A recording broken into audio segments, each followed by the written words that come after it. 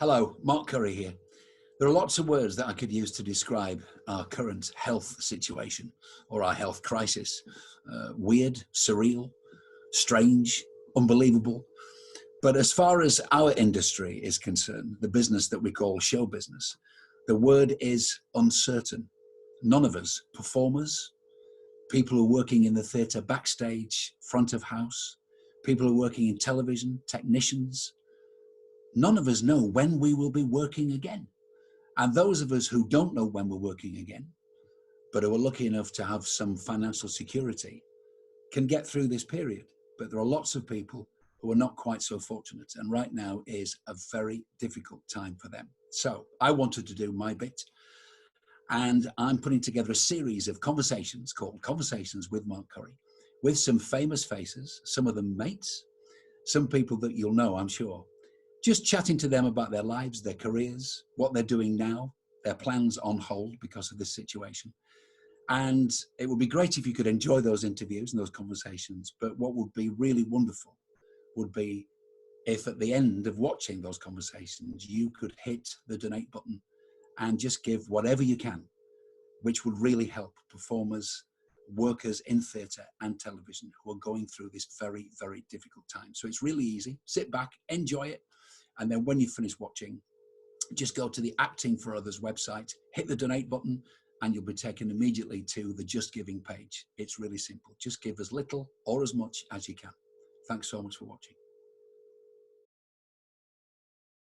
My guest today was born in Bethnal Green as Rita Maria Crudgington. She changed her name and she became a professional singer in the mid-70s, joining a band called Coco. And Coco had an interesting Eurovision Song Contest experience in 1978 when they came 11th.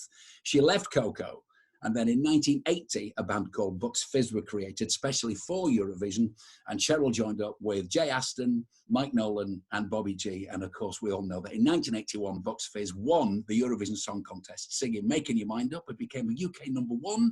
They had 2 more UK #1s, and the band sold over 50 million records worldwide. Since then, she's gone on to become one of the UK's most popular personalities and performers. She's the fabulous Cheryl Baker. Hello. Hey, I love that. I'd like you to do it all again so I can record it and play it to everyone. When they say, "Who are you?" I go, "Look, this is who I used to be." Rita Maria, and you're somewhere in Kent, are you? Locked down at the moment? Yeah, I'm at home and I live in the middle of a farm, literally in the middle of a farm. So I'm very, very lucky. It's a fruit farm. Oh. So I've got loads of strawberries growing around. It's great. Yeah. I've actually, this lockdown, as bad as it has been for some people, and I am so sorry about that, for me, it's been rest. I mean, I can't work, obviously, and I won't probably work for the rest of the year because, as you know, Mark, the entertainment industry has been kicked into touch, hasn't it? Because it's a disposable industry. It's not, you don't need it. It doesn't give you food, doesn't give you water, doesn't give you health. It just makes you feel great, but you can do without it. So, so I've just been, I've turned into Fanny Craddock in the kitchen, and I did a spatchcock chicken today. Let me tell you. Have you been making donuts? No, we won't go there. Some people will know what I'm talking about. Go on. Yes, you have to be a certain age to know that one. And I've turned into Charlie Dimmock, but with a bra in the garden. Honestly, who knew that I had all these other skills that I've never sort of dug into before? Yeah, it's amazing when you give them the time. So have you been with your husband Steve and your 2 daughters Kyla and Natalie? They've been there as well. Kyla and Natalie, they don't live with us anymore. Kyla lives in London, Natalie lives with her boyfriend in Hertfordshire, but at the threat of lockdown, they both migrated back home. So of course they did. I don't blame them. Aren't they quite musical, your daughters? Yeah, very. Yeah, very. Kyla's a professional singer-songwriter. Right. Natalie sings, she does shows, but she's more sort of on the other side. She choreographs and directs and stuff like that. But when Kyla needs a backing singer, Natalie always helps her. And how's it been being all together? You've obviously got a big place and you've got that lovely garden and the fruit farm and stuff. Has it been okay? It's been wonderful. I've loved it. I've really loved it. I have. It's been, and I mean, how long has it been now? 2 months? Is it 8 or 9 weeks? Something like that. Yeah. I put this face on especially for you. This jumper, this. I had a t-shirt and shorts. I've still got my shorts on, and I was out planting me carrots. I looked at me forage and I thought, oh, I've got to go and talk to Mark. Put a bit of slap on, and because I'm just. You mentioned my real name, Rita. You know, I'm married now, so I'm Stroud, Rita Stroud. I am Rita Stroud all the time while I'm here, unless I'm doing a Zoom call where I've got to be Cheryl Baker. It's nice that though. That is so nice. And with Steve, I mean, what's so interesting is that didn't you know him for about 10 or 12 years as a friend? 12 years. You remember stuff. Well, I just know, because, but I'm wondering when you suddenly looked at him and thought, do you know what?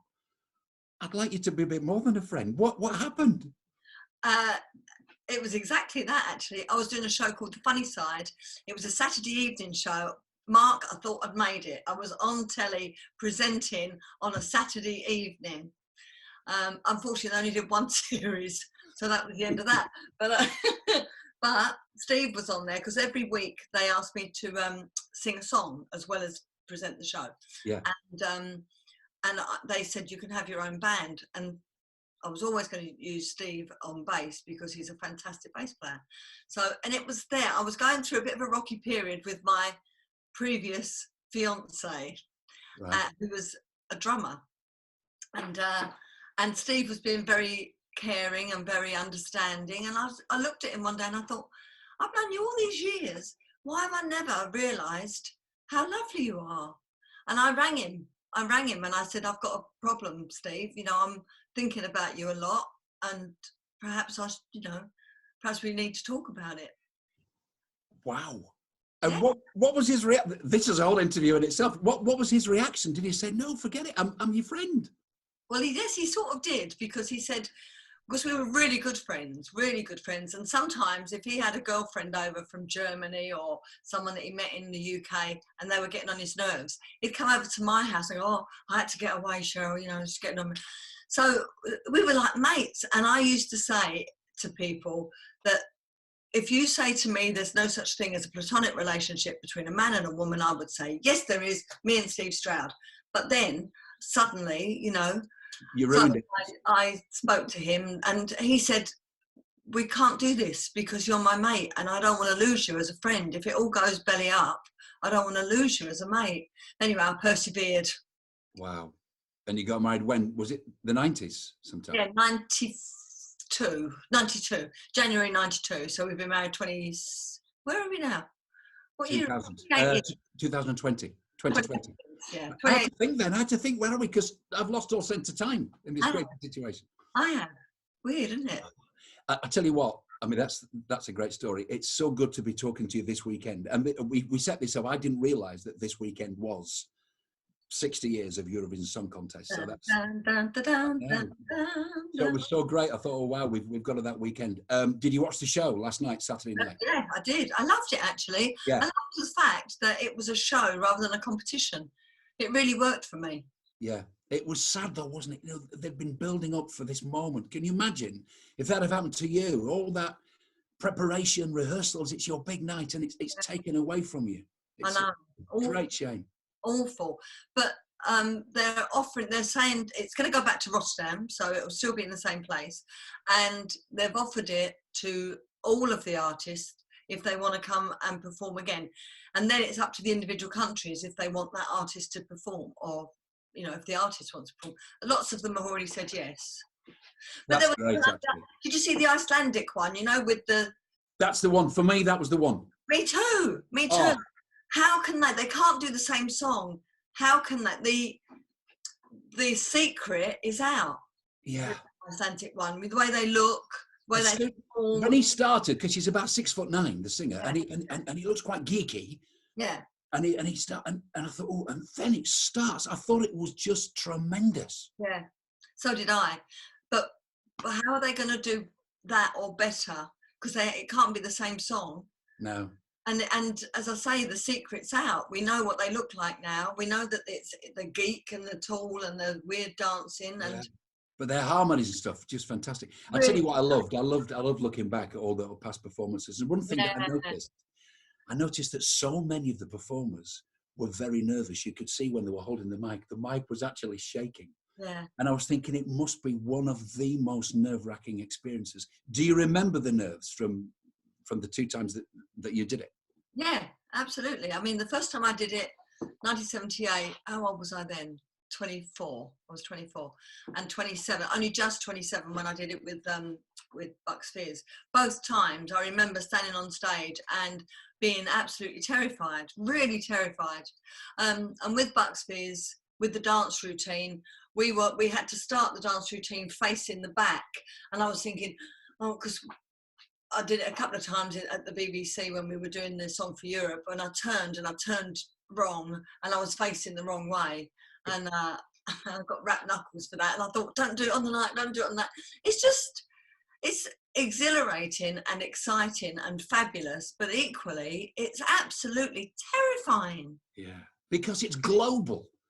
Yeah, and also you're in a big venue anyway. I mean, the audience that are sitting in front of you, there's loads of them, and they all look like, in those days, stuffed shirts. They're all in smart suits and dresses, and they all clap like politely, not like now. I mean, now now it's a party. Now it really is a party. Now, yeah. But then it was all a bit staid. And so the thought that you have this audience in front of you that probably all free, didn't care, they just went there for the champagne and the free show, and then to look into the camera and know that millions are watching you, it was unbelievably nerve-wracking. But I guess it's like a well-oiled machine. You know, you rehearse, you got to make up. It's literally each country as you're preparing for your performance. It must be like a conveyor belt. You're ready, and then you're on. Yeah. All I can say is that I'm just glad that I wasn't a solo singer, because I think I'd have gone to pieces. I don't do very well with my nerves. I do suffer from nerves, especially if I'm doing like a musical or something like that. I think I need to be in a band because they give me support, sort of moral support. So it's much better for me. But you know, that's not to say that everyone's the same. Some singers can go out there and like you, and I think you get more nervous as you get older. Definitely. I remember when I was a kid, I never had nerves. I would do anything, and now much more nervous, because I think you've got a muscle memory of things that have gone wrong, and you start thinking, what if this doesn't happen? You start thinking about all that. Whereas when you're younger, you don't care, you just do it. You talk about muscle memory as well. When you're young, you do remember everything. When you're older, you're like, oh, how did that routine go? Mark Curry, how about the routines that you and I have had to do? They've been ridiculous. We are record breakers because we did the longest river dance, but we had to learn it. Had to learn it. The last 32 bars. Oh. And then we did a song called Opposites Attract when we were doing Eggs and Bacon. We did this routine which we had to learn in the morning. And I remember looking at you saying, this is a wind-up. This is a wind-up. And you were like, we'll be all right. We were unbelievable. I thought it was a wind-up. I thought it was so intricate and so difficult. I thought, this is Jeremy Beadle's going to come out any minute. Just going back to Eurovision, what was interesting, what came out of all the interviews was that Lulu didn't like her song. Sandy Shaw definitely didn't like her song. Coda Rogers said she didn't like her song. Were you the same with Making Your Mind Up? Well, I mean, put it this way, my taste in music is James Taylor and Joni Mitchell. So that's hardly making your mind up. I just thought it was an all right song for the Eurovision Song Contest, but no, it's not my cup of tea at all. But look what happened. I owe everything in my life to it.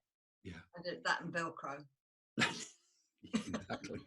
I know. Do you know when I switched on the phone this morning, somebody sent me a GIF, and they didn't know I was talking to you today. They sent me a GIF, and it's you for that moment ripping off the skirt. I thought, I can't get away from her. Let's go back to the mid-70s when you became a professional singer. Was Coco the first band you joined?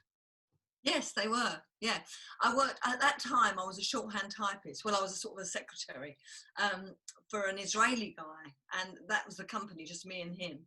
And I went to work one day, and there was a note on my typewriter, not a computer, on my typewriter saying, Rita, I've gone back to Israel. Hold the fort for a couple of weeks.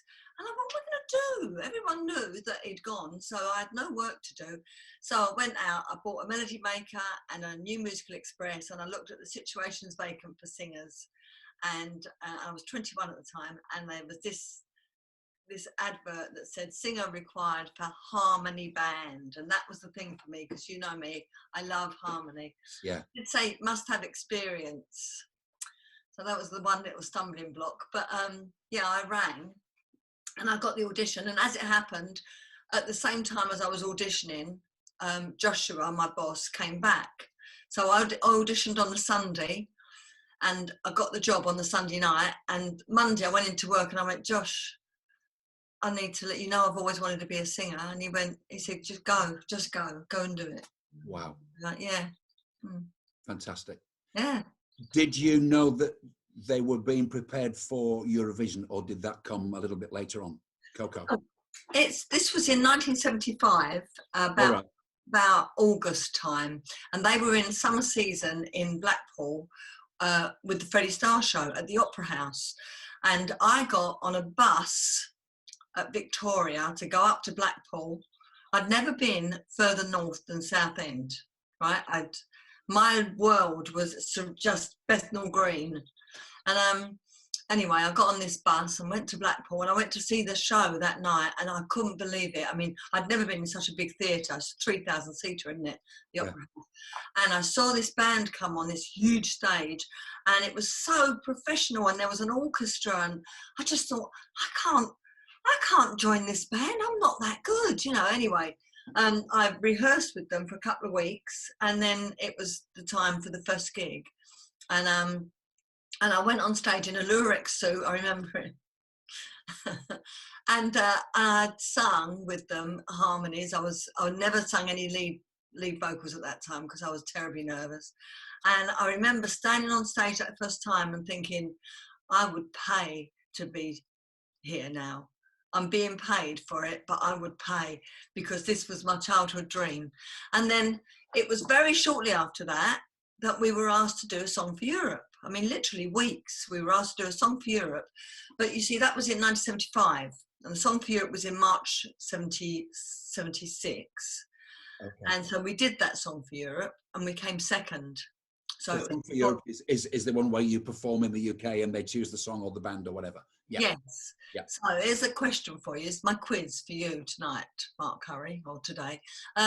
Who won the Eurovision Song Contest in 1976? 76. It was on last night. It was Brotherhood of Man. That's correct. And they beat us in the Song for Europe by 2 points. Do you still talk to them? Are you friendly? We wouldn't have won the Eurovision if we'd have got through. So it was the right decision. Plus, I'd only been in Coco by that time about 3 months. I mean, I wasn't ready. I was too green behind the ears. Yes, that sounds all right. So then 2 years later, we were asked to do the Song for Europe again, and we won. And as you say, we did it. We did the Eurovision in 1978 with a song called The Bad Old Days. Which wasn't a bad song. I actually liked that song. Yes, it was all right, but we did the worst that the UK had ever done at that time in the Eurovision. We came 11th. Right. And you were devastated, weren't you, if I remember? I felt like I'd let the Queen down. I did, I was devastated. Well, you had, Cheryl, you absolutely had. So how lucky was I that 3 years later I was asked to do it again, and this time we won. It was incredible. So were Bucks Fizz created especially for the Eurovision Song Contest, and was Making Your Mind Up created for that? Yeah. Making Your Mind Up was written by a bloke called Andy Hill, and his partner at the time was Nicola Martin. They eventually got married, but he wrote loads of songs and put them into the Song for Europe, and 2 of them got through. One was a beautiful ballad called Have You Ever Been in Love? It was a big hit, actually, eventually, oh God, what's his name? Baby, Oh, I chose this lonely life, it seems to strangle me now. Oh, answers on a postcard, please, or just, I've no idea, I can't remember. He sang it, Have You Ever Been in Love? It was beautiful. But anyway, and the other song they wrote was Making Your Mind Up. And of course you have to put a demo in for the Song for Europe for them to choose. So they just did a little demonstration sort of tape. And who sang on it? The girls' vocals were done by Nicola Martin, who was his partner, and Andy did some, and Mike Nolan, who was a friend of Nicola's.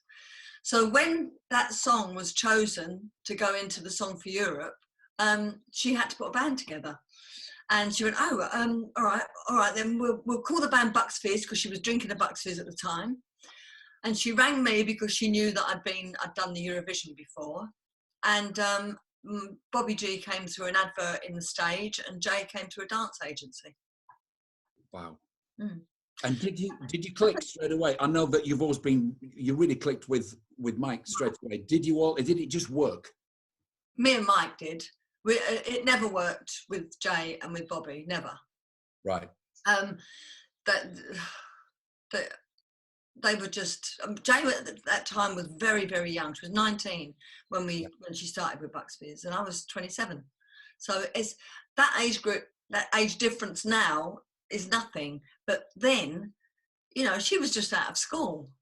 Yeah. And I'd already done the Eurovision and done loads of singing and everything. So our lives were so completely different. And also I think, on stage, she was a real wild child. She was amazing on stage. She would dress quite erotically, and she was fabulous on stage, absolutely fabulous. Off stage, she was a wallflower, and so we would come back after a gig to the hotel or wherever, and she would go. We didn't used to socialise with her, so things were very strange in Bucks Fizz camp.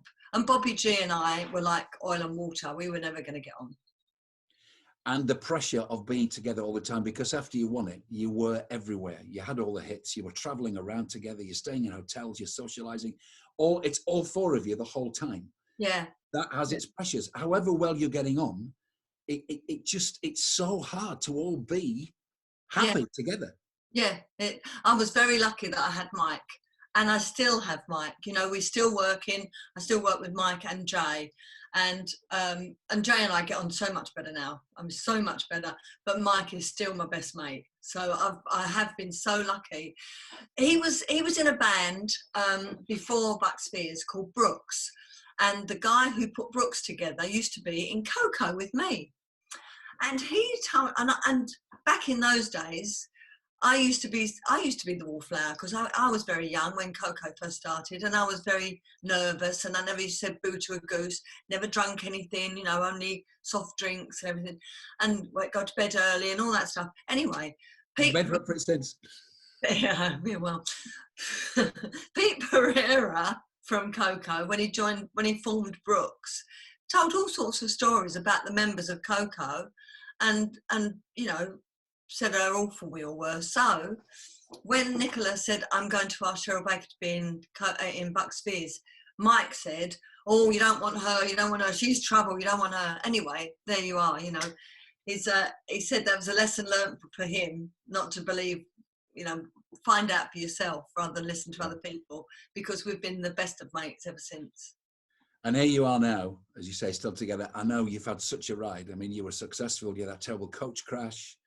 There was all the problems with, a little bit of problems with Jay, and then the problems about the name, which we won't go into now. But right now, you are still gigging, the three of you, the three originals. So what's it like? You're on stage, you look across at Mike, you look across at Jay. What do you feel? Do you keep having flashbacks to 1980? No, I don't have flashbacks. I'm still sort of in the zone, as you used to say back in the 80s.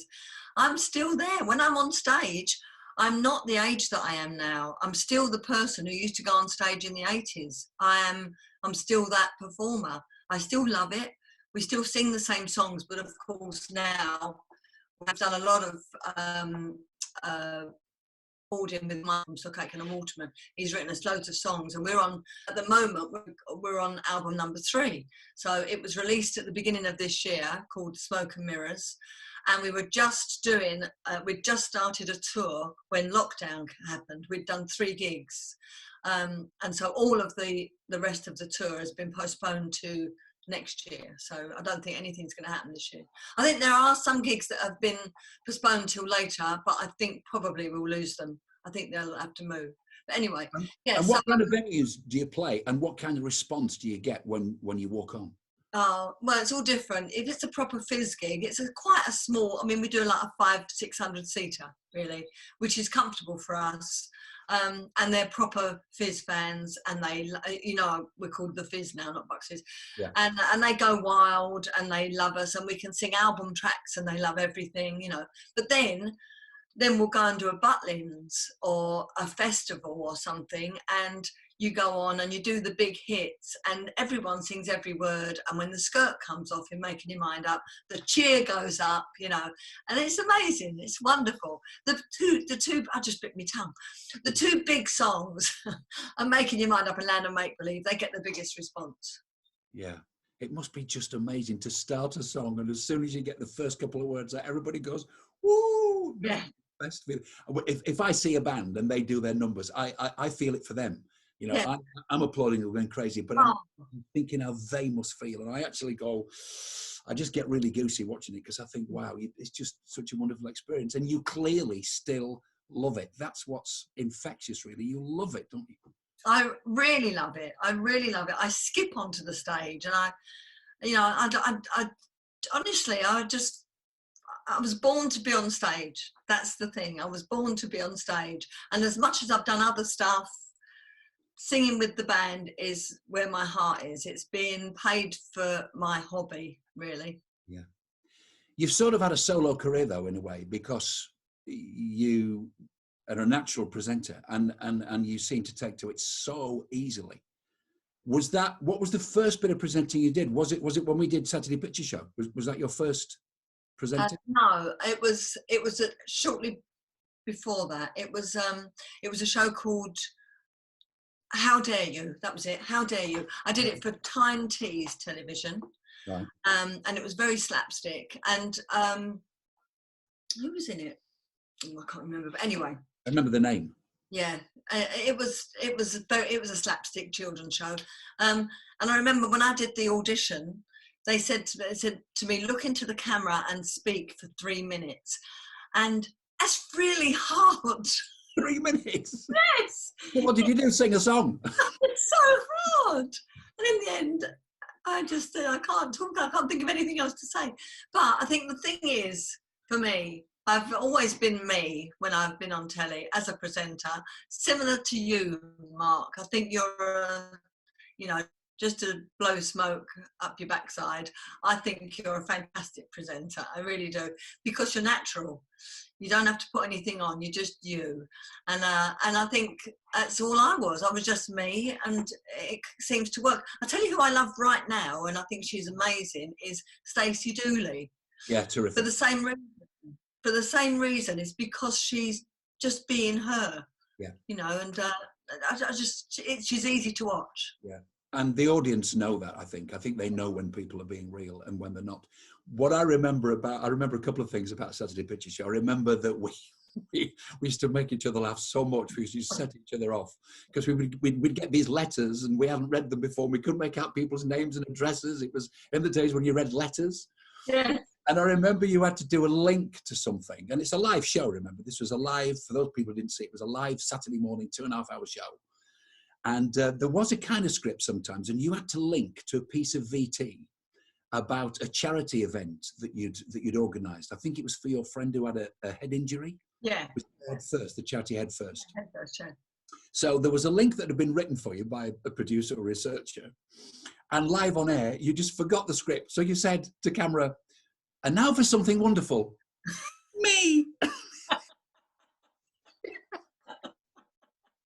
It was just hysterical. And they went to the VT, and I just thought, nobody else could get away with that. Now for something wonderful. Me. It was so funny. Really good. And what else do I remember about that? I remember laughing a lot. Yeah. Oh, the things we made when you made the milkshake or the something that when it all went everywhere. Yeah. Yeah, yeah. Still, you did on. And you got your own series. You got Eggs and Baker because of your cooking on Saturday Picture Show. I did. Yes, I did. Yeah. And I loved that. I did it for 5 years. I really loved it. And from that, I got Walking the Dog. I don't know how that came about. But yeah, there was a few cooking things that I did. And you know, because I did Eggs and Baker, I was asked to do what are the big cooking shows that they do, like at Earl's Court, at the NEC? Oh yes, the Good Food Show. Yes, I was asked to do that. Me. For entertainment value, I think, probably. I know what I was going to say. I remember there was one show, we were halfway through it, and we were on the studio floor, and you said to me, not live on air, but there was something, there was the band playing or something, you said to me, by the way, I won't make the rest of the show. You had a headache coming on, you had a migraine, and you literally halfway through the show disappeared to your dressing room, and you stayed there all Saturday afternoon, I think most of Saturday night. Yeah. Do you remember that? I do remember. And when the doctor came, because I did used to suffer a lot from migraine in those days, he gave me an injection, and I said, will I be, at the time, they'd put, I don't know, the clangers on or something like that, just a little cartoon. So, and he gave me an injection, and I said, am I going to be all right? And he said, you'll be fine. He said, the headache will go. He said, you'll be a bit tired, but you'll be able to carry on the show. And I woke up that evening at about 6 or 7 o'clock. Yeah. And Gary Davies took over from me. That's right. We did the whole show together. I remember that. Thanks for that, Cheryl. I don't know if you remember, but there was a woman with a baby chimpanzee, and the chimpanzee had a nappy on. And she knew that I was suffering from migraine, and I could barely lift my head. And so she took over. I looked at her and she went, I know what you're going to ask. You're going to ask, why is the chimpanzee wearing a nappy? Well, and she told me, and she led the whole interview. I'm just going, and that was when they rushed me off and they got the doctor in. Yeah. Terrible, you poor thing. How did you get Record Breakers then? Was that just a straight offer? Yeah, the BBC rang me up and said, we'd like you to present Record Breakers. Would you like to come up to the BBC and meet 1987. So you and I worked together in 85, I think, wasn't it? It was Saturday Picture Show was 85. So on to 87, and that's when I went up to the Beeb and met the fabulous Roy Castle, and I was terrified of meeting him because he was a superstar. But he was so fabulous and so kind and welcoming, and never ever made me feel inadequate, where of course I was. And he was great, and I worked with him. I did 11 series of Record Breakers, and 8 of them were with Roy before he died. Yeah, he was a legend. Such a really, truly lovely man. Really, he really was. He was a joy. He was a joy to work, and he was a very honest man. He was very honest and very caring, and gave you his time. He was just. I talk about him a lot, and so I feel like he's still there. You know, he's still there. Probably a difficult question, but all those records, what was the weirdest thing? Does anything really stand out, a record that you either watched or you were part of? I wasn't a part of this one. Roy was. The cowpat throwing. And you know when Roy was ill and they asked me to come in and do some, they sent me to America, and I thought I'm going to Los Angeles, and they said you're going to do cowpat throwing because it's what Roy did before, we want to redo it. Here I am in Los Angeles, Hollywood's down there, and I'm throwing cow shit basically. Oh, it was unbelievable. That was the wonderful thing about Record Breakers, because people wanted to be the best at something that was usually extraordinary, you know. And I did love the real proper Record Breakers, like, you know, the Russians that spent the longest time in space, and I did find those fascinating, those endurance ones. But the crazy ones, I think, were so much fun. Yeah. You know, I remember a guy was trying to break the record for heading a ball. Yeah. And I stood there, and I think he was heading this ball all day or something, 12 hours, I don't know, some record. And by the end of it, he literally had this massive, like a carbuncle on his head. And I had to leap in and I wanted to say to him, why are you doing this? This is really ridiculous. But you can't, because the kids are wanting you really doing it. I had to kind of, you know, suppress that. And it was an amazing show. I think a couple of things really surprised me when I found out you were doing them. The first was dancing on ice, because I would have found that terrifying. Did you find it terrifying? I hated every second of it. I knew you would. I knew you would. Except afterwards, when we all went to the pub and we all socialised. That was the hugest, but it was great fun. They were so lovely. They were so lovely. I got on, and Dan Whiston was my partner, and he now is one of my best friends. I got on so well with him.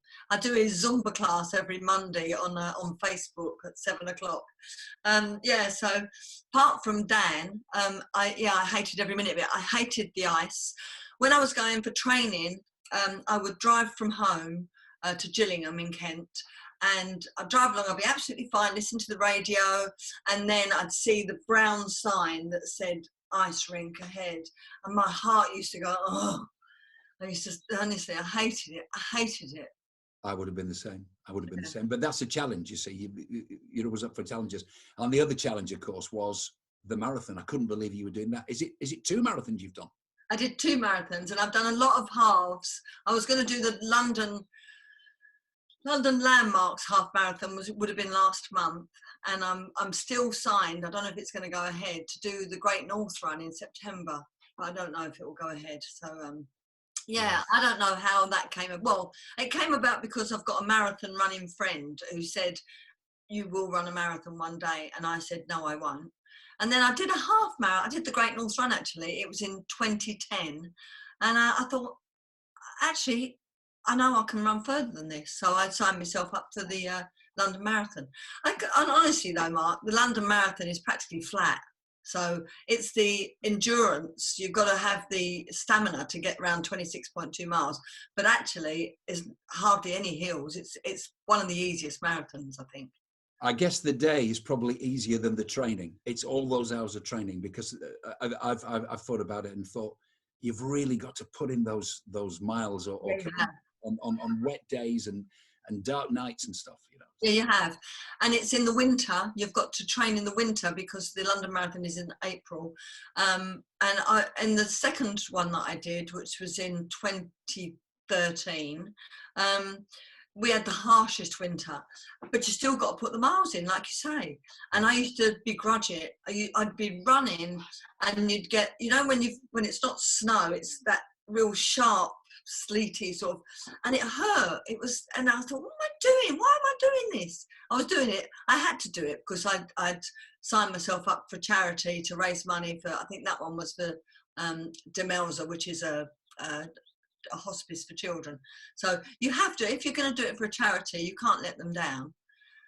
If you're doing it for yourself, it doesn't really matter, does it? But you know, it's the training that's hard. The day is fantastic and makes it all worthwhile.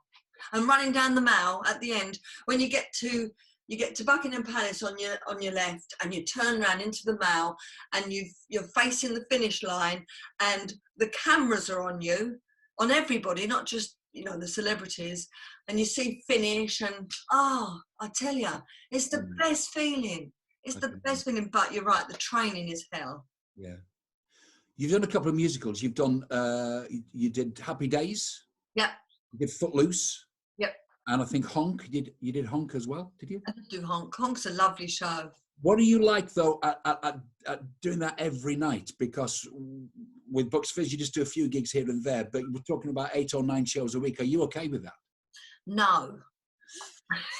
Can you give me a straight answer, please? And I did Footloose for a year. I did a 3-month tour and 9 months in the West End. No, it's not for me. I do shows every so often, but not that often. I don't like doing theatre shows because I suffer so badly from nerves. I pace up and down in the wings. Even after I've been doing the show for months and months and months, I still pace up and down going on. And you know me, and you know that I tend to corpse a lot. If I find something funny, I find it hard not to laugh. And I've done that on the West End stage, singing a sad ballad. I've corpsed on stage in the West End, Mark. I'm uncontrollable. So it's singing with the band is much more for me. Yeah. Well, listen, Dame Judy herself, who is the president of Acting for Others, which is what we're doing it for, she's the biggest giggler in the world. She talks about it in very serious play. So if she can do it, you can do it. You're all right. Oh dear. So we're doing this for Acting for Others, and thank you so much for giving up your time for performers and for industry professionals, really, because everybody's being affected by this. You know, it's such an uncertain time, and so many people are having financial difficulties and suffering with that. Has there ever been a time in your career that you've had a few financial worries? Yeah, and this is another one. I mean, I won't work this year, I doubt, but fortunately I'm of an age now where I get a pension. I get the state pension. I've been getting it since last September, and it really comes in handy.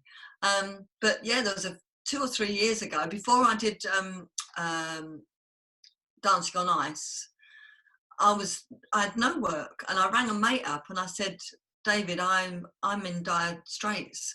And he went, oh, what are you playing? Guitar? I went, no, sorry, that was a really bad attempt at a joke.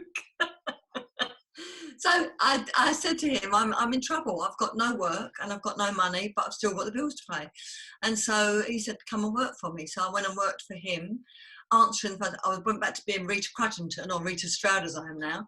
And I was cold calling companies, trying to sell his firm onto them. And hello, my name's Rita Stroud. I just wondered if you'd like to do that. And then typing letters out and answering the phone. And yeah, I did it. I did, you know, needs must. I'm not proud. So what advice would you give to anybody who is watching this, who is having financial crisis because of the coronavirus situation? What advice would you give to them? Don't lose heart, because this business will recover, but it will take a long time. And in the meantime, do what you can. I mean, at home, if there's any way of raising money for yourself, I've even now started to do little messages. People pay a few quid, not a lot, and but that's also keeping the wolf from my door. So I think you need to look into it as well, do a bit of research and see how other people are raising money. Yeah. Literally, as I say, to keep the wolf from the door. It's, you know, we still have bills to pay, and we need to buy food, and you know, it's going to be the toughest year in our industry ever. Yeah. And we all have to pull together. And I think that's really good advice, actually, for anybody who's watching this, even if they're not in the industry, and you're going through a bad time. Just don't give up, because it is temporary. It seems like a long time because we don't know when it will end. Yeah. But don't give up that belief, really. Yeah. Yeah, and if you have friends or colleagues that maybe you can help each other somehow, I don't know, and alleviate the boredom with quizzes and things like this, Zoom calls. You know, I don't know. It's my girls today, my children today, have been painting. They've never painted in their lives. They've been. Why don't you write a book? Have you thought about writing a book? Mark, in 2014, I did Happy Days the musical, and I knew I was going to be on the road for 6 months, so I bought myself a new laptop to write my autobiography, and since that day I haven't written one word.